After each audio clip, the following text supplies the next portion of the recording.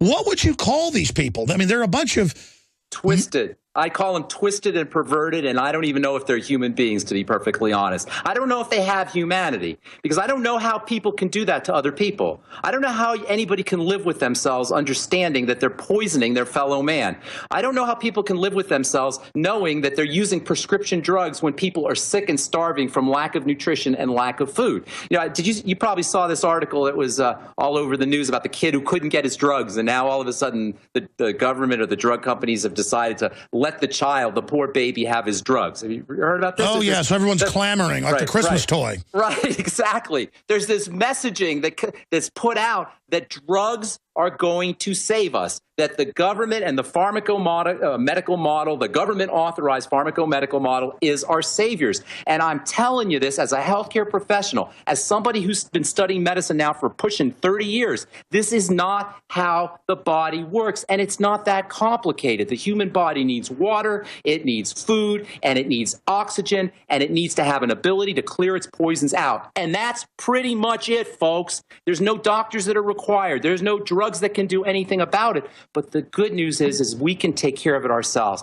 by getting on a good nutritional supplement program, by making sure we're eating a lot less food and we're not participating in the corporate swill, as I've been saying, making sure you're doing something as simple as deep breathing, making sure that you're doing something as simple as oxygenating and blowing carbon dioxide out. Deep breathing, clean water, moderate exercise. They're saying just the classical male model is racist, anti-woman. Being a man is bad. We've got to eradicate masculinity. Why does the establishment want to do that? Let me tell you why. Testosterone, male hormones are not just for men. They're building hormones. They're strength hormones. They're vitality hormones. They're anti-aging hormones. They're growth and repair hormones. We are supposed to be like lions, Alex, and testosterone is the hormone of lions. Instead of lions, we've become like pufferfish.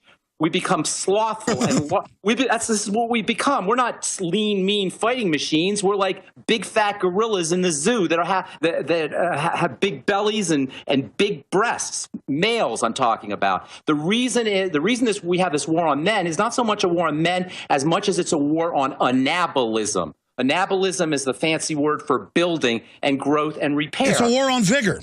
It's a war on vigor, exactly. We become domesticated. Instead of being lions in the jungle, we're like big fat tabby cats. Well, it's like hyenas, they say, is the only animal that has testosterone in the milk. Oh, is that right? I didn't know that, but I can see why. Testosterone is the hormone of vigor and strength. So as much as it's a hormone, as much as there's a war against masculinity, it's really a war on our vigor and on our strength and on, I believe, our ability to resist this new world order, to resist this globalist hegemonic, if that's the right word. Hegemon. It's to reduce our ability to resist the monster, the Leviathan. So it's not so much a war on men, although that is occurring. It's a war on our health and on our vigor. It's a war on independence. It's a war on liberty. It's a war on common sense, consciousness. It's a war on free will. It's a chemical war. It's chemical warfare, literally, but it's the most chemical warfare, the most insidious kind, because it's biochemical warfare. It's the kind of chemical warfare that affects our biochemistry.